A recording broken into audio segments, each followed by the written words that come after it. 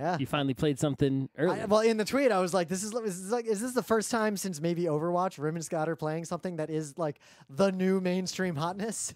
It's not mainstream. No, it's extended market. It's one step under mainstream hotness. It's yeah, that's like, expanded market. It's like it's not super hidden, no one knows about it. Here's the but difference when you between- play it, you feel like this is one step. I'm cooler than the AAA people, but yeah, this is popular. The expanded market, like the way to describe that, it's the difference between the game that's selling out at, well, I guess Toys R Us isn't around anymore, or Walmart, versus the game that is selling out of literally every game store. I think it's like going to a Fish concert. You go to the Fish concert, they're hugely popular. They sell out MSG multiple nights in a row, every single time. People follow them. They're enormous. Well, have you ever seen Fish on TV or anywhere? Right? It's like unless you're into it, you don't barely even know they exist. Like they're not, Right? Yep. So it's like auto chess. Only people who know auto chess know it. But you go, how many people are playing? A jillion. Oh my god, I felt bad because one dude, because people were chatting. Like the only one person I played against the entire time I played was unranked like me, and they were clearly struggling because they kept typing. Obviously. And they lost every battle. I don't think they knew how to I'm get their glad they heroes stuck out. with it. They didn't just disconnect. And once I learned, basically in my They figured out after like 4 rounds how to get their heroes out onto the board. In my first few games, like when I realized like huge revelations, I just disconnected and started a new one. Yeah. All right, let's start the show. So I think this will all be irrelevant. Oh yeah, we're streaming, so I guess we're good there. Yeah, stream looks live. Okay. And there's already people here. There's nothing to do with live chat, but I'm desperate for you to continue your Utena series. Lol. Give me until after PAX East. Just go watch. You could watch Utena in the time. You'd have to watch if you watch Utena. It's free. You could watch. It's on YouTube for free. You could watch it the whole show several times in the time it takes you to wait for us, and learn more from watching it several times. And then when you finally did see our video, you would learn. You would be like, "Oh, I already know all this because you saw the show 10 times." I can say what it takes to do our Geek Nights Presents. All it takes is knowing how to use Premiere and watching Utena at least 4 times all the way through. Right. In the time you spent waiting, you could have just watched it many times. We're going to pick it up again. I've just been busy. I actually did some pre-production for the next episode. Whoa. What's the next episode? It's another duel in the Black Rose. Yeah, against who? That would be a spoiler. Blue hair guy? No, he doesn't come back until later. Okay. Well, which blue hair guy? Not Ruko, right? You're thinking about Mickey? I don't know. Because we already had his sister duel. I don't know. We're approaching the Onion Prince. Like literally possibly the two best episodes in that entire show. Oh, a chop of the onion. Oh yeah, the Rim vs. Patrons. I will finish that because that Rim vs. Patreon show that I was doing, like the game is done. Didn't go so well for some of the patrons, shall we say. They should have ganged up on Rim, like I told them. They don't listen to Scott. And some people tried. They pay the price. Some people tried. In the Civ 6 game, James fucking rolled me before I had 2 cities and like 4 slingers, and he rolled in with Babylon, and he'd started right next to me. Like I just hadn't noticed him. Like I didn't run into him until it was too late. My scout found his city. He had an infinite sea of that Babylonian unit. And basically all it did was fan out. It ignored my scout and just tried to find my capital based on where the scout had appeared from and then destroyed me instantly. All right. Okay, let's do this. It's Tuesday, March 12th, 2019. I'm Rim. I'm Scott. And this is Geek Nights. Tonight, the newest, hottest hotness, Auto Chess, a mod in Dota 2 that has nothing to do with chess. All right. It looks like a chessboard. Yeah, I guess. They call the pieces chesses. Correct, because they don't speak of the English very well. Yep.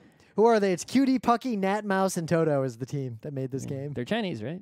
I assume so. I don't know if they're from I don't know anything about them. Taiwan or China, or their email address is at qq.com. They're definitely Chinese if it's QQ. And at 163.com for cheat reporting. Chessban at 163.com. I should email that. You see any cheaters? I don't know if I did, but I saw in one of my games someone else was like, blah, blah, blah, so-and-so is cheating. There's no way to have a level 3, like a 3-star hero that early. Depends which one it is, what time it is, I guess. I didn't know enough to validate their claims. I just ignored them. I didn't care. I was still trying to figure out how to get my item back, and then I figured it out. Yeah, you can't. You have to sell the dude. Sell the dude. You can't get your item back. Do you know how to combine items? But I didn't know you could combine items. It's a Dota thing. It's all. God damn it. I put a bunch of items on dudes, but I didn't combine items. Anyway. I'll show you. I'll show you all the things you don't know. Yeah. After the show, whatever. I played from scratch. All right. I'll teach you things you don't know. Opening bid. I'll do the Chinese call. I mean, that's not. So there's a thing I knew about for a while. It's happened in New York in several waves. It was happening to me actually mostly last year. It never happened to me. Oh, I had for like about a week. I was getting them constantly, and I blocked them all. But basically, it's a scam call. But it's a scam call that targets Chinese people who live in the United States. Tells them probably, I think, a scam about immigration to try to get them to send money to someone. Yep. And since you live in New York City, where there's lots and lots of Chinese people, that call was hitting us. Because I guess of our area code they were targeting, whereas other parts of the country with less Chinese population probably weren't getting this particular evil scam call. Well, part of the reason why I never got it is that I have 2 phone numbers. One of them is in an area code in the Mid-Hudson Valley where I don't live, so I just blocked any phone call from that area code because no one who lives there would ever call me, and if somehow I know someone who lives there, that sucks. You just can't call me. I'm not willing to deal with it. And then my other phone number is a New York City phone number, but it's on Google Voice that has spam filtering. Yeah, I just have an app on my iPhone that spam filters. It actually has been working better lately. Or either there's less spam calls or the app has improved lately. So I was at work today, and my phone at my desk rings, which doesn't... Oh, you have a office phone? Yeah, but like, I always refuse to have an office phone, and it has been very good for me. I don't even know what the phone number is to call that phone. I haven't had an office phone since I worked at the company that sent me to the middle of nowhere. I had an office phone when I was at that broker-dealer so long ago. Companies are saving so much money just not having phones. Yep. My last company, they were like, "Do you want a phone?" And I was like, "Why would I want a phone?" Hell no. Yep. And they were like, "Well, how should people call you?" And I was like, "Why would I ever want anyone to call me at the office?" That's right. Do not call. Ever. Yep. And then I set up like a Google Voice for myself at work, and like I set up a Google Voice for everybody, and it just worked. It was great. Email me or Slack me. Those are the work-approved communications. So anyway, this phone rings, and I'm just like, "What? What's that sound? What the hell is going on?" And because it's a fancy company, everything's integrated. So then it pops up on my screen, and it's like phone call from the outside world. Because I guess your VoIP system with the software. Because I guess if someone called me internally, like I'd see their picture. Yep. We're big on video chat. Like if I want to talk to someone at work, I literally just click a button and a video chat opens like at their desk, and we see each other and just talk. It's awesome. So I answer this call because I'm just like, what? Why would anyone? And immediately that music starts, and I hear the Chinese scam. So I hang up, and then I notice that a phone a few desks down from me rings, and they pick it up, and they mutter under their breath, "What the fuck?" Oh, and then they hang up, and then another phone on the floor rings. It called every goddamn phone number in my company one by one. All right, and the reactions range from "I have a phone" to "Why is someone calling this phone? Who even knows this phone number?" A robot who's just iterating through phone numbers. Yep. And then I got home, and I noticed that the spam filter on my New York number had picked up a spam call to voicemail, and it gave me the notification, like, "By the way, there's the spam voicemail, just in case you care." So I looked at it. I clicked on it just now, and it was the music and then the Chinese spam. Mm-hmm. So there we go. That's my story. Okay.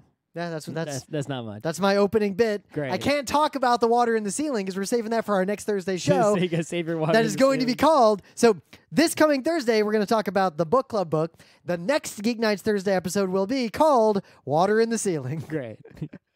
So we got any gaming news? We do have a gaming news. There's actually a lot of gaming news. Right. So we might have talked about it on the show before, but we have definitely talked about this on the show before. It's worth talking before. about again. So there's a if you follow the speedrunning biz other than AGDQ, SGDQ on their Twitch channel, they have they host other speedrunning things like quick fixes and whatnot. And one of the things they host is the Mystery Race, which is a speedrunning race where people sign up. You can even do it yourself. You don't have to like be a pro to join in. You can try to win. And they surprise everybody by sending them a game they've never played before. And everyone has to race it sight unseen, just using your raw video game skills and see who finishes the fastest. And I was watching one of these mystery fun races, and I saw a game. It was a game made at a game jam, a nice, cute little puzzle game called Baba Is You. And then I went and I said, oh my God, I want to play this game. So I got the free game jam version, but it's a very short game. That's why, it was in this little speedrun race. And then I said, are they ever going to turn this into like a big real game? And I went and I saw some imitators, people stealing the idea for this game, making ripoffs. But now, for reals, officially, tomorrow, Baba Is You, the not game jam real deal game, is going to come out on Steam, I think, and Switch, and I don't know what platforms, but whatever it is. I'm conflicted again. I guess it's not online, so I might as well just get it on the Switch. March 13th, 2019, which might be today for some people. Get this game. This game is amazing. Here's how it works. There's a grid, and you walk around and push stuff like Lolo. Right? Watching it makes, like, the trailer tells you everything you need to know. Right. And you, at the start of the game, you're a little sheep. Baba. You are Baba. And then as you push stuff around, you are pushing objects. And when you push them into configurations, the rules of the world change as you push. You can always reset, I think. And it is best and most innovative puzzle game I've seen in many moons. Like this game. Get this game. The concept of this game alone is utterly fucking brilliant. It is a work of genius. Possibly game of year 2019. Yeah, like this is a unmissable gaming experience. This is on the level of when Portal came out and everyone was like, wait, this puzzle FPS? What's going on? And then they played it and they're like, oh. Yeah, it's like and that. It's just a cute little 2D game. Yep. And now it's legit. It's out. It's on Steam. In some other news, I had just kind of assumed this has already happened, but I guess it didn't because it's only now happening. Mm-hmm. So in March of this year, so very soon, NVIDIA has their driver updates, like game-ready drivers. Yeah, if you don't know, so when you install the NVIDIA driver, right, you can, during installation, it will prompt you, yo, you want GeForce Experience? Yes, no. Now, GeForce Experience does some stuff you might want and also does some stuff you might not want. I do use GeForce Experience. I did use it. Now I don't use it anymore. So... because actually, there's on my previous computer, the Shadowcast it does was way good performance compared to OBS back then. Anyway, so the thing is, the main feature of GeForce Experience that you do want shit, there's a driver I didn't download. Is automatic notifications of new driver updates. Oh, are you going to plug your Twitter? Yeah, I am. I made a Twitter bot. It's called Driver NV, I think. Twitter.com driver_NV. Doesn't have enough Google juice to no one knows about it. That's why I think it's driver_NV, I believe. Verify that. Anyway, what it does, I made a little bot that basically checks the NVIDIA website to see if new drivers come out. It only checks for the Windows 64-bit driver. It doesn't check for any other OSs or versions or bits, 32-bit drivers or anything like that. But anytime the driver gets updated, it tweets. And then you can click and manually get the driver and then install by hand and avoid the GeForce Experience and just have the NVIDIA driver. Just make sure when you're installing the driver, don't click the GeForce Experience box. Unless you know what it does and want it, because it's not bad. It's not great. What's not great about it? So that Shadow Play that you love so much messed up my Civ 5 for quite a while, and I had to until I figured out that was the thing that was messing it up. Yeah, I do remember when that was a problem, but I found out that was a problem right away. Anyway, that's just one example. Yeah, is there another example? Clogs up my system tray with more shit. It's not in my system tray unless I tell it to be. Yeah.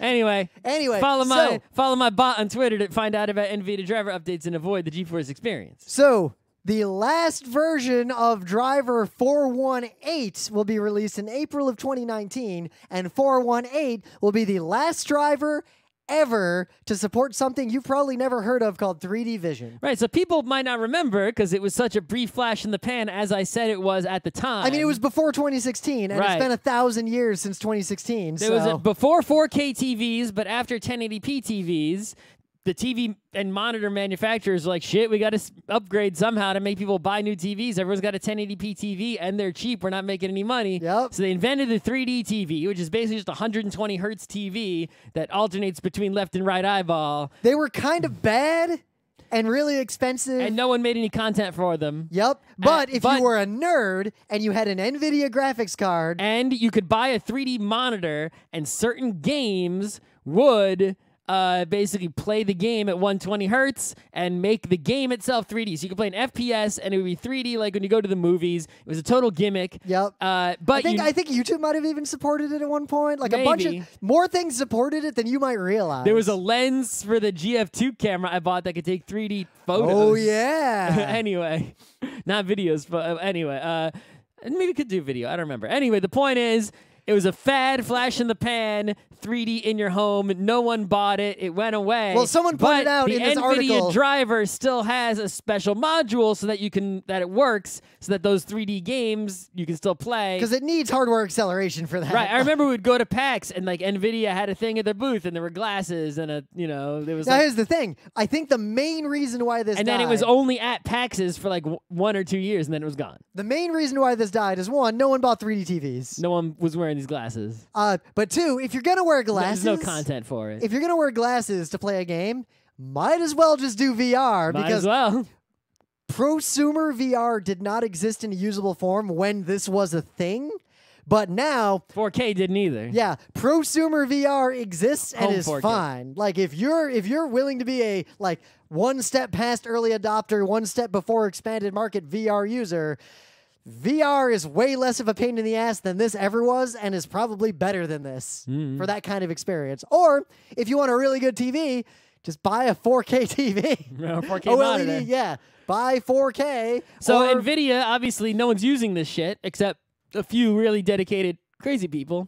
So they're removing the feature. I got the hiccups. They're moving the feature from their driver. R.I.P. Scott. And the few people who care about this, who probably freaking out. They're probably this. It's a very small number of people who are very loud because they bought a 3D monitor and they got a 3D game and they got these glasses and they actually use this. And now they're going to be so mad because they invested in something that is now worthless. I think there's a secondary class of people who bought very cheap 3D TVs after that whole thing failed, who were then using this for funsies. Yeah, I think that if you are one of the people who's mad about this, what you should do is have a dedicated PC. Yeah, just never update the driver. Save that old NVIDIA driver. You got the software for that game that has 3D support. You got a computer it works on. Don't update it. Yep. Put it in a virtual machine or something like that, and then I mean, you're good. Until like DOSBox and everything like really worked, there was a time when I still had this old PC that I just ran DOS on to play DOS games. Yeah, why not? At RIT, remember, it sat under my desk. Sure. Eventually, we tried to install a Counter-Strike server on it, but wasn't powerful enough.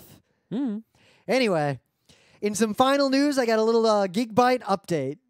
Okay. So, Wargroove, we reviewed it on February 26th. We had both played like less than 10 missions in the game and like one set of 2 versus matches when we did the review. I have now played the entire game. I've beaten everything except the entire puzzle mode, and it's great. The end game is fine. I have not played any Wargroove since we did the show. I have unlocked everything that I care to unlock. I have not S-ranked every map because S-ranking some of the maps, I see what to do. It's not fun, and I'm not willing to do it. I said that a long time ago about the first GBA Advance Wars, but I eventually, in a fit of rage boredom, went back and did it anyway.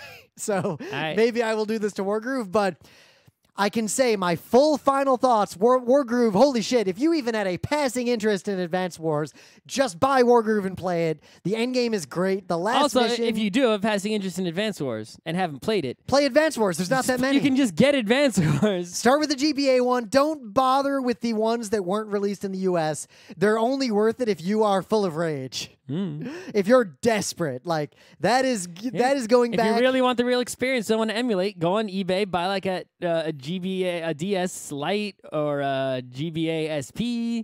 Buy the cartridges used. You'll be all good. Yep. Emulating a GBA works fine. Yep. Emulating a DS works fine at this time. No, you don't get no touch screen or the. You can with the mouse. So the thing is, my previous computer could run Advance Wars Days of Ruin on the DS emulator just fine if I disabled sound. It could not also emulate the sound in real time. It used 100% of my CPU, all the cores. Now my computer can handle that. All right. But even then, it actually uses a lot of resources. So yeah, Wargroove, final thoughts. It is the best you're going to get, and I greatly look forward to Advance Wars 2. And also, I predicted who the Square Boss would be, and I was fucking wrong. Oh. The Square Boss was not who I expected. Okay. It had the twist I expected, and then it had a twist I didn't expect, and I was very pleased by that. The writing did seem good from what I played. Yeah, it was good. The story it revealed was actually more interesting than I expected. Compared to Advance Wars story? It is a step up from it's a step up from the first Advance Wars. Not hard to beat an Advance Wars story. Advance Wars is characters, but it doesn't really characters, it's character designs. Yeah. But it doesn't have anything else. The characters in Wargroove have more character than anything that ever happened in Advance Wars. But they're still, the game's good. It's great. Just play it. I've played it completely to fruition. Did you get all S rank? No, that's the only thing that there's some maps I did not get an S rank on, and I looked at it and decided it is not worth human effort to get it because the ranking system. Because you can't do it. I could. I am confident I could. Here's the problem. Yeah, I could too. Now, here's the problem. Compared to Advance Wars, S-ranking certain missions is heavily RNG, so it's a full web situation. Advance Wars, there is no full web situation to S-rank anything, except maybe in the earliest Advance Wars. But actually, even then, no. APC trick, you're good. So you have the full web situation for S-ranking some of these, coupled with the fact that the algorithm to determine an S-rank is much more simplistic than the algorithm in later Advance Wars. So it's not interesting to S-rank those maps, because those maps are scripted story mode maps with just RNGs is coming out to ruin you. If anyone wants to play this game online, I am 100% up for that. You just have to consent to me streaming your pitiful defeat. Stay tuned. So, right into the rest of this. Yes, I am. I do intend, because someone asked in the stream, I do intend to continue my playthrough of all of Wargroove.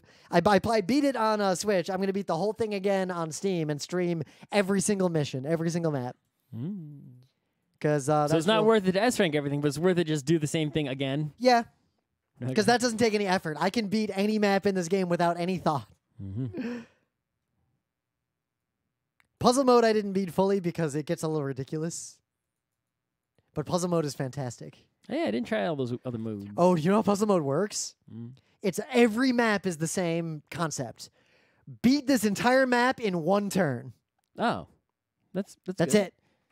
I like that because if I mess up, I can just start over. Just start over. And I don't have to build guys or manage resources. I just have to move guys. Well, you might have to build guys because of situations. But they can't attack that turn. Well, what if you got the dog who has the power that can reactivate people who are next to him once? I didn't know that was the dog's power. The dog's power is Hawk once for everyone orthogonally adjacent to the dog. I imagine there'll be many dog-related puzzles. You can do an awesome thing where you make like a basically grid of pikemen, move them 3, move the dog into the middle, activate the power, move them again, and fuck somebody up. The first pikeman won't fuck anyone up, though, because he's not adjacent. No, but the other 3 will. That's for sure. Yeah, I often have a sacrificial pikeman. Like, whoever's weak is the one who just moves in to stand next to everybody else. Oh, he doesn't even attack, just stands there. Just stands there. Because, what, you're going to waste your, limited actions killing this one weak pikeman? Are you going to damage the other? What are you going to do? Anyway, I look forward to playing this game against humans because I feel like I am a near-perfect player. I'm sure there's someone else out there who is also great. I'm sure there is because unlike Advance Wars, there's a much wider pool of people trying to be good at this game. But anyway, things of the day. So I got something really dumb and simple. I found this a long time ago, and I laughed a lot that I forgot about it. I found it again recently, kind of randomly. It's just titled Simpsons Blue Swede Hooked on a Feelin'. And if you watch it, it is basically a mashup of a scene from The Simpsons with the song Hooked on a Feeling, made famous by a number of movies. It's pretty well known in pop culture. As soon as you hear this song, if you don't know what song I'm talking about, you'll think, oh, that song. And this is an interesting result of a previous meme that was not widely spread on the internet. It lasted like 2 weeks, where people were remixing this scene from The Simpsons a million different ways. That entire meme came and went in the span of like 2.5 weeks, and this was its triumph. This was what rose to the top in the very end. So what do you got? So, long ago on Geek Nights, one of my things of the day was the Minnesota State High School hockey tournament, because they have a tradition at this hockey tournament of all the players, good or bad for all the teams, getting the most amazing hockey hair they can grow on their heads, and then during player introductions, skating up to the blue line, showing off their hair to the camera that is right in their face. And this has been a thing for quite a few years. And, you know, back when I did it as a thing of the day, you know, that was. I think we're still living in Beacon. Yeah, right? I think so. And this year, the internet took notice of it more than it has in recent years. So, you know, but one thing interesting happened this year, and that is on one of the particular teams, I guess the yellow team, who knows what high school that is, the kid, when he skated up to the blue line for his moment, his time to shine and show off the hair that he worked so hard on, something funny happened, and it's a funny video. That is thing of the day worthy. It is definitely thing of the day worthy. In the Meta Moment, the Geek Nights Book Club book, which we will be doing on Thursday in 2 days. Did you read the whole book? Yeah. Oh, he finally read it. It's not a long book. And the time it took you to read that, I have almost finished. I've read 1 and like a half much larger Shattered Earth books. Ooh. So yeah, you've hit some stuff. You're getting closer to Evangelion and the Shattered Earth. Book's going to be over soon. Yeah. So book 2 is going to be over soon, right? Yeah. The 3. Oh, you're on 3. Yeah, I read 1 long ago. Yeah. I already finished 2. Okay. That's what I'm saying is you're reading way slow. You got to use my subway reading strategy. Has a suddenly in space Trigun moment happened yet? I mean, there is a moment many almost identical to that moment in Trigun. There's quite a few of them. Where it just cuts to a space station and some people have a conversation about a thing. That's when from that point on, it just turns into There are a few Ava. such moments? Yeah, there are several. Already? One of my favorite moments is in that Geode where everybody goes into that control room and is looking at stuff. And That's debating. way back already. Yeah. That's way in the past. That's one of my favorite moments, though, when they start to figure out the deal with that place. And somebody touches something they shouldn't have fucking touched. Yeah, don't touch that shit. Yeah, even I know, reading the books, like, don't touch it. It's going to be a bad time. You Ancient touched precursor technology. Let me mess with it. Yep. Except 2001 A Space Odyssey is literally, hey, precursor technology, let me mess with this. Well, it was put there to mess with you. Yeah, on but purpose. You don't know that. And the only thing I want to say before we get into the book club on Thursday is that 2001, doesn't matter that you don't know. It was so well designed. Having read this and having seen the movie a long time ago, the only new information I have is the like mind state, like what a lot of people were thinking in the world of A Space Odyssey that was not directly conveyed in the movie. Otherwise, it's pretty much the movie. We'll talk about that. We'll Thursday. talk about that in depth, but Thursday we will do that. Otherwise, it's time to talk about Auto Chess. What about PAX East? Oh yeah, we're gonna be at PAX East doing a panel, The Real Harm of Games. I'm gonna start making that panel like right now. You'd better. This is all you. It's gonna Friday be afternoon. It's gonna be A+ panel. In the Cuttlefish Theater. Better than Rim's panel. Oh, my panel's really popular. People like my panel. Uh-huh. We'll see how. The problem is all our panels lately have good titles that'll get a ton of people in the room, regardless of the content. But yeah, this will be a good panel, and I'll be at ZenkaiCon. I still haven't looked at what panels I'm doing. I gotta go sort that out. But I'm doing a bunch of panels at ZenkaiCon. Not this weekend, but next weekend. And then the following weekend, PAX. And then I think we got nothing until PAX West, which means we can start making videos again about things. All right. Auto Chess. Auto Chess came out of nowhere. Well, so here's what happened, right? Is Hearthstone, which has an expansion coming out soon, and you know has sort of faded a bit. And there's a community of streamers that are like all nice people, not bad streamers like you usually see, who mostly played Hearthstone, but some have veered off into other areas, right? And that general streaming community quite a few of those players moved to auto chess, and at first I saw them streaming Dota 2, and I was like so sad. I'm like, oh no. Yep. But then I clicked just to see, and I was like, what the hell is this? And then I realized it's a free mod for Dota 2, and it's like, and it's nothing like Dota 2, and I learned the concept of it, and then I played it, and then I kept playing it, and then I made Rim play it. Yep, I'm gonna say like my highest level, hottest take is that it is not that good, nor is it actually that fun. Really? But the concept of what it is a goddamn plus. And even though the whole time I was playing it, I had this like very ambivalent feeling. Not ambivalent in that I don't care and that I'm being pulled in equal opposite directions. On one hand, I hate the UX and I see all these deep flaws in the game. There's so many flaws because it is a Dota 2 mod. They didn't just make a brand new game. Right? Well, it also has deep flaws in the sense of not like knowledge requirements. The knowledge requirement is really mostly in the UX. Because once you learn the UX, all the knowledge is just there. It's like it's just there. Yeah, but at the same time, the concept is so good that it's like you're scratching an itch and like it doesn't stop itching, like, but you feel like you're so close to scratching it. So the UX, right? So imagine if you're playing Magic the Gathering, right? And someone threw a bunch of Magic cards at you. And the Magic cards had no text. And you're just like, how the hell am I supposed to play? I don't know what these cards do. I have to learn them, right? Yep. But if you don't have to actually learn what the cards do. The text is there. You just have to learn that if you blink with your right eye twice and then with your left eye 3 times, the text will appear, and then it will be obvious what to do. Yep. Right? And then you got to move a miniature around the table, and if you put the miniature on top of a card, it'll automatically go somewhere else. All right, so here's what auto chess is, right? And it's funny that the name of the game is auto chess because you can see how they came up with that name. The way it works is a little it takes a big Dota 2 map and it splits it up into 8 boards, and they look like little chess boards, and you can only control what's happening on one of the boards, but you can see what's happening on all of the boards where your opponents are playing.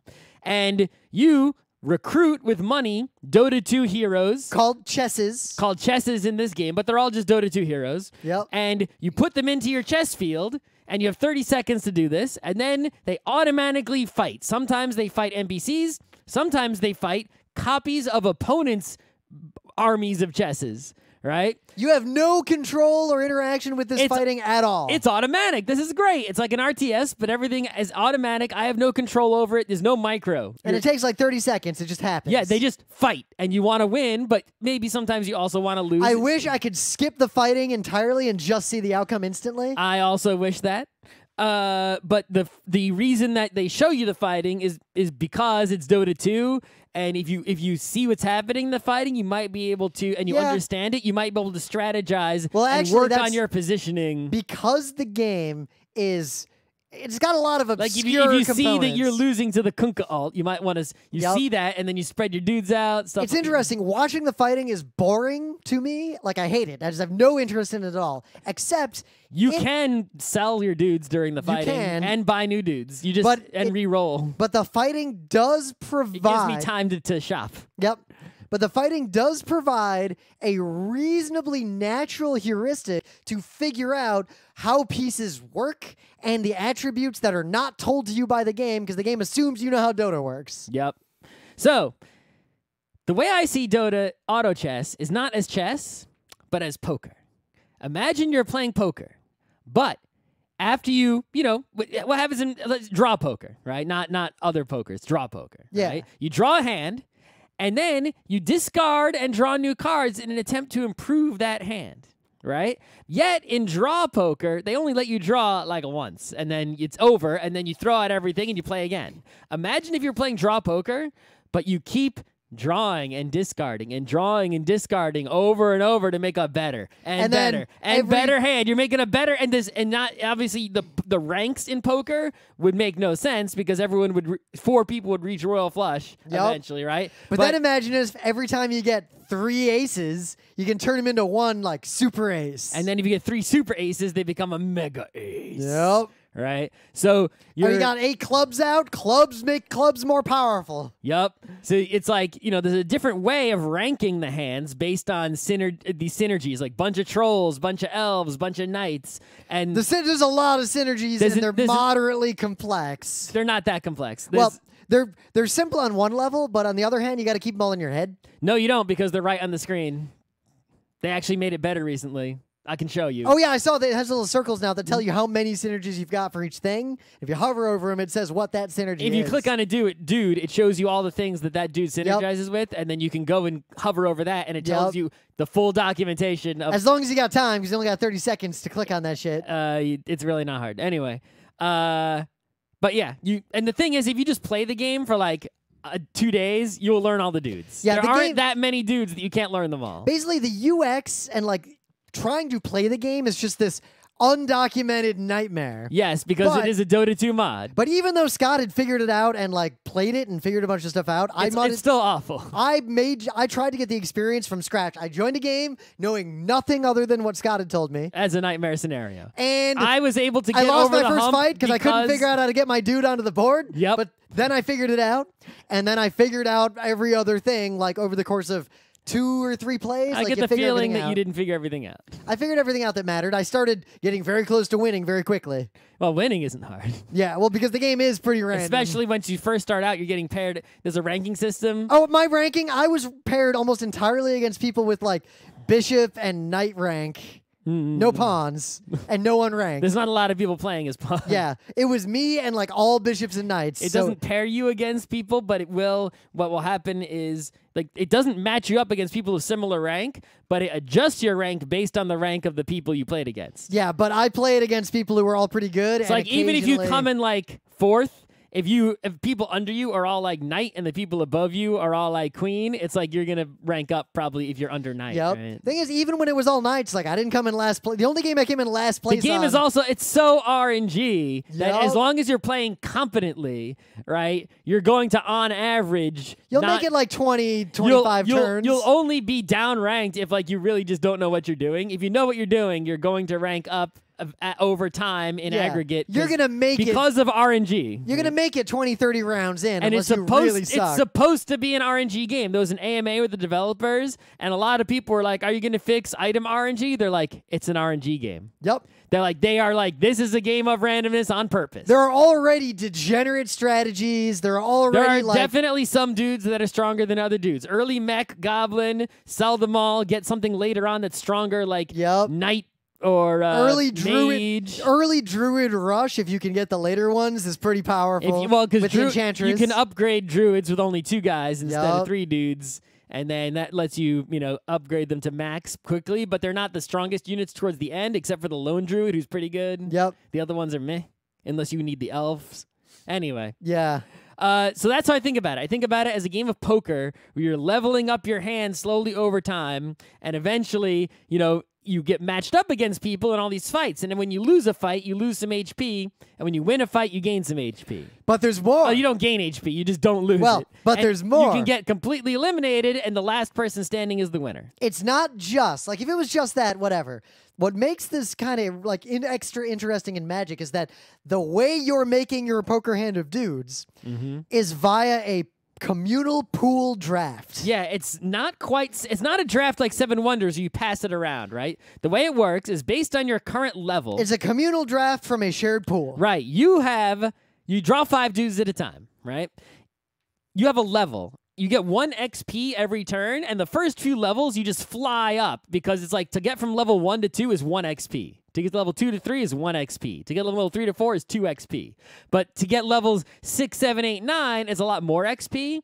You have to spend 5 gold. You can spend 5 gold anytime you want to get 4 XP, and that's how you have to get the higher levels. You're not going to play like 30 rounds. The game will be over by then. You won't get to level 8, 9, 10. Yeah, level 10 is max level. Most of the games I've played made it to around 28 to 30, like every time. Like it always these late games. But I'm saying to get from level like 8 to 9, you need 30 XP. Yep. You're not going to get 30 more level stages. So you get gold. You get gold. And you use the gold to buy pieces, but you can also spend gold to just buy more experience. Right. So you draw 5 dudes. The 5 dudes you draw are based on your current level, right? So the link to Reddit from the Auto Chess website is flagged by Steam as being I think malicious. they malformed the URL. I think that is true. Anyway, so if you're level like 5, you have an X% chance of drawing guys from this first pool, an X% chance of drawing guys from the better pool, an X% chance of drawing guys from the even better pool of dudes. Oh, there's a big bug that just got introduced like yesterday. Great. Yeah. Fractional gold breaks everything. Awesome. So anyway, this game is buggy as shit. it is super buggy as hell. I joined one match, and all the couriers were invisible, and no one could start the game, and then it told us all we lost. Yep, it happens. So you draw some 5 dudes, and it costs gold to put dudes in your hand, which are the pens. You have a limited hand size. It's Yep. always like, what, 8 or 9, something like It's that? 1, 2, 3, 4, 5, 6, 7, 8. 8 dudes. Then you can put dudes in the field. You can put as many in the field as you want. But if you got more than But- your level, they come back to the Right, pens. based on your level is the number of dudes you can keep in the field once the battle starts. So you could buy like the whole shop if you got enough gold and put everyone in the field, but then it'll put everyone back in your hand, and if it's still like there's still too many dudes out in the field and your hand is full, it just sells dudes. If that happens to you, you're just out. You're done. Well, it depends because it might sell some garbage thing, but it might sell your one leveled up dude. right. So when you sell a dude though, you basically lose no gold. You get the full refund back. You can actually make gold by combining druids and selling them. Yeah. Because they sell for the cost of 3, but you can upgrade for just 2, depending if you have enough druids. Anyway, so yeah, that's and basically you can spend, I think, 2 gold to draw a new hand, and when you draw a new hand, all the dudes that were in the hand go back into the pool that everyone else is drawing from. So if I buy all the mechs, there's less mechs in the pool for everyone else to draw. And if someone loses the game, they get eliminated, all their dudes go back in the pool. Yep, I was right? playing one game If I where sell I was actually doing a very heavy goblin mech strategy that was working out pretty well. It works early, but then they're not strong enough for the late game, so you got to switch to something else by Yup. selling them all and buying something different. But a dude who had way more mechs than me died, and then I got the mechs upgraded, sold everything, and then bought new stuff. Yep. But yeah, that's how that works. So it's sort of like 7 Wonders, and everyone has 30 seconds to push cards around as fast as they can. It only works if it's a video game. And you push cards around by doing Dota 2 crap in the game, like with key bindings and everything. Yeah. Because you're still playing Dota 2. Yeah, it's a Dota 2 mod. It has to, it does.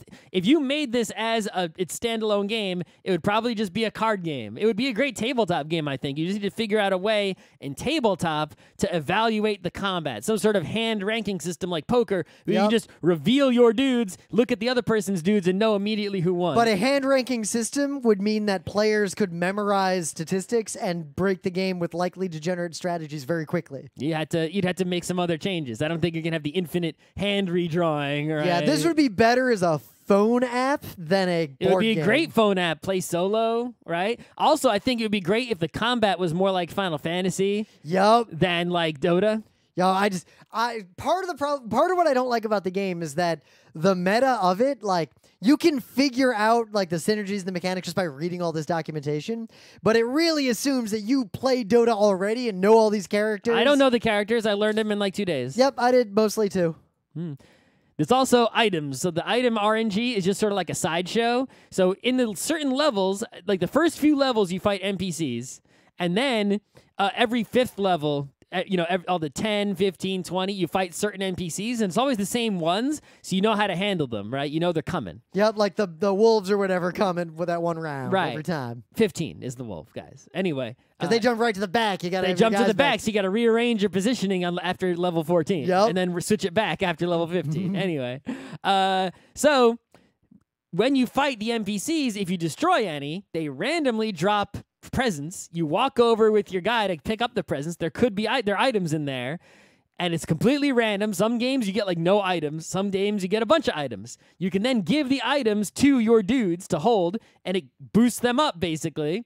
And then the only way to get those items back, you can't reassign the items to a different dude. You have to sell the dude you gave the items to. And then they fall onto the map, and then you got to go get them again. Right, but that's the only way to get the items back. So you got to really carefully consider who you give the items to. Like early in the game, I'll give the items to a guy that's good now, but I know I'm going to sell. And then later in the game, I can give the items to my strong late game guy who's going to carry, who I know is going to make good use of those items. Yup. So all this combined makes this frantic, real-time drafting 8-player game that is really fun, except the UX is so bad it's very hard to learn to play it and very hard to continue to enjoy it. Yeah, I think the the people I played with, there's a lot of degenerate strategies. The game's super there's not buggy. really degenerate strategy so much as people know which combinations are stronger. Everyone knows, right? Well, cheating is rampant. I haven't seen cheating, but I've seen a lot of talk of cheating. I don't disbelieve it, obviously. Yeah. Right? But it's which guys are the strongest. So sometimes it just comes down to who drew the strong guys. Yep. Sometimes someone just I've started round 3. You might just have 3 of the same guy right there to buy. I started games and it's just like, oh, you just gave me 3. I played one yesterday where I bought a Dragon Knight. And then the next round, the shop pops up and there's 2 Dragon Knights. And I'm like, well, Dragon Knight, even though it just got nerfed, is the strongest dude, basically. And I've got all the dragons. Let's go. The meta seems to change a lot based on patches. When they patch the game a lot. They're working hard on it, trying to fix all the bugs and make it as good as they can. It's frequently updated. So when they make a balance change, that, it's like stuff, like mages were worthless. Now mages are hot. Yep. Right? Trolls used to be the bomb. Now trolls are aight.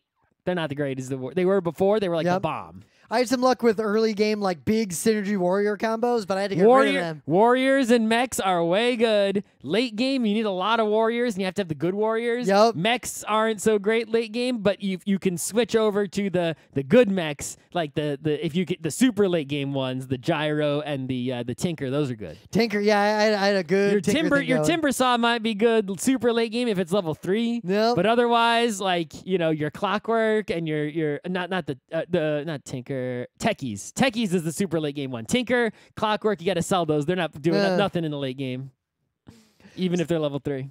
So this game is just unique in that no one's really made anything like this before. No, it's like a brand new idea. I've already seen one garbage clone on iOS that isn't worth it. It's obviously awful. I really want to turn this into a tabletop game or a streamlined video game. Yep. And it would be great.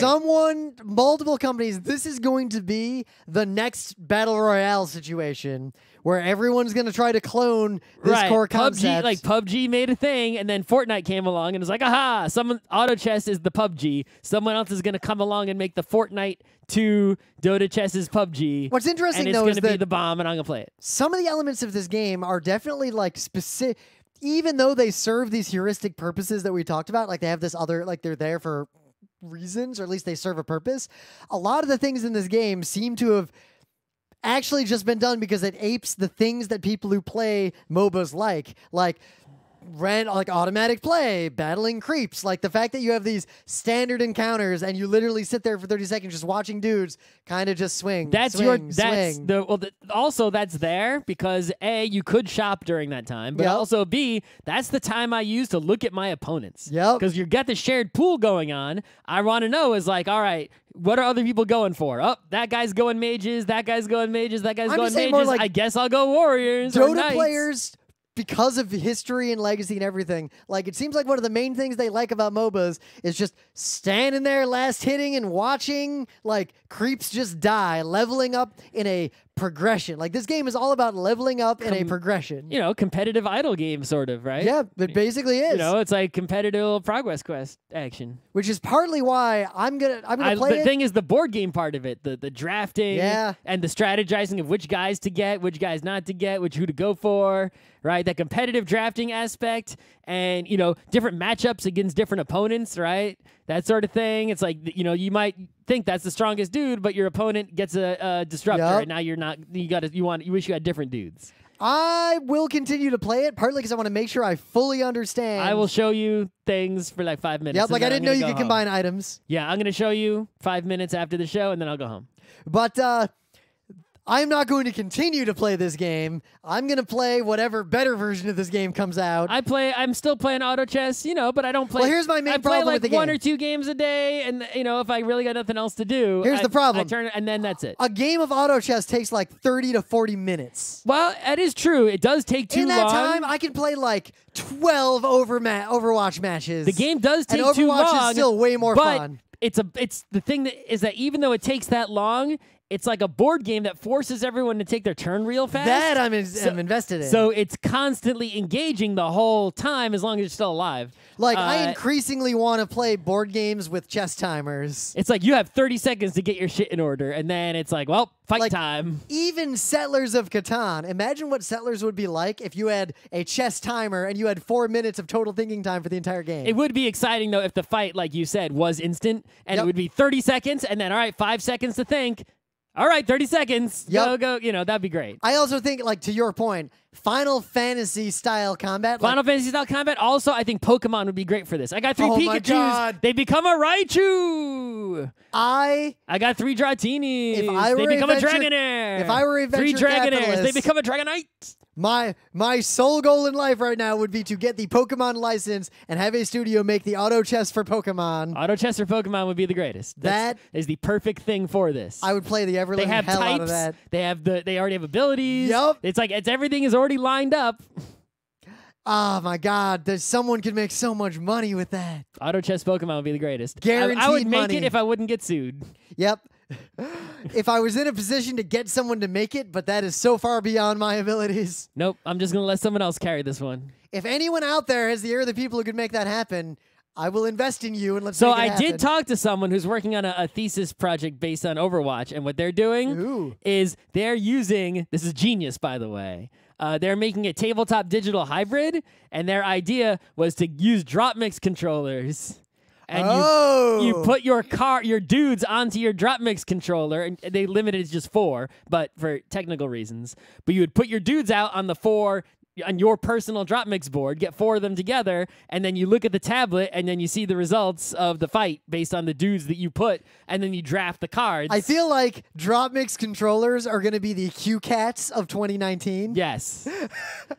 But I was that'll both anger people who like drop mix and tell some people how old we are. My idea is to just have this game where you use Jackbox technology and you draft dudes on your little phone, and then it's like time's up and everyone looks at the TV to see what happens. Yeah, and then you could it could cut around with like pseudo commentary of like, let's look at what's going on in this match for 30 seconds. Right. Well, you could retheme it in such a way to where instead of having all these individual battles, where you're one big mega battle royale. Well, instead of drafting dudes for an army, you're drafting like parts for a robot, and then all the robots go in and have a battle, like a Royal Rumble, and with one robot standing, and you basically rank the robots each battle. This raises a meta point. Think about everything we just said. But basically, the core concept of auto chess is genius. The history needs of to be PC incorporated into tabletop and other video games. I feel like not everyone recognizes this, especially people who are newer to gaming, younger people, or older people who didn't play all these games. One of the truest and most important aspects of PC gaming is that every major revolution in new kinds of games getting designed comes from someone just fucking making a mod, even if it's garbage, just throwing it together and saying, "Hey, I made an FPS where if you get shot, you just die."